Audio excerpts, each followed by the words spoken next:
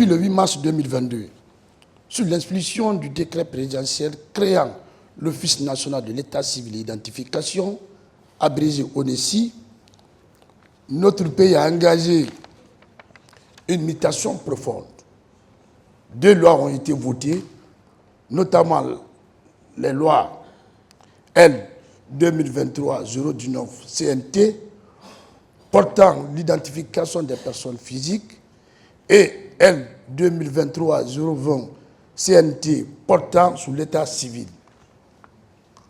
Ces 2 lois répondent à un impératif national et matérialisent la vision des hautes autorités de notre cher pays.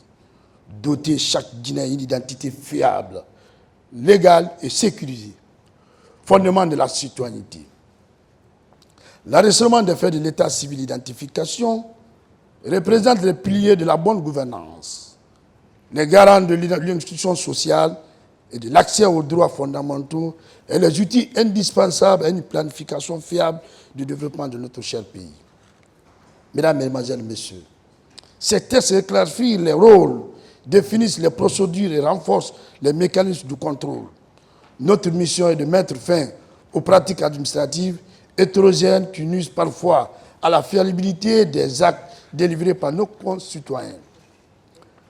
À vous, les chefs de service, je m'adresse à vous, de l'identification des communes de Conakry à Manéa, de Dixine à Kabylie. Cet atelier, c'est pour vous. Vous êtes le premier maillon de cette chaîne de confiance. Nous entendons de vous une appropriation totale de ce nouveau cadre juridique, une remontée franche des contraintes opérationnelles que vous rencontrez sur le terrain, et une volonté d'harmoniser nos pratiques sur un service public plus performant et équitable. Je ne saurais terminer sans exprimer ma profonde gratitude au président de la République, son Excellence Mamadi Doumbouya, pour sa vision, un Guinéen, une identité juridique et numérique. Au ministre de l'Administration du territoire et de la décentralisation, par son leadership constant, sa vision.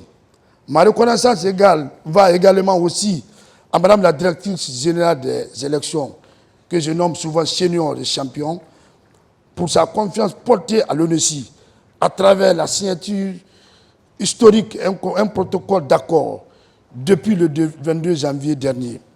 Cette convention entre les 2 institutions s'inscrit dans le cadre de la modernisation et la sécurisation de la gestion du fichier électoral.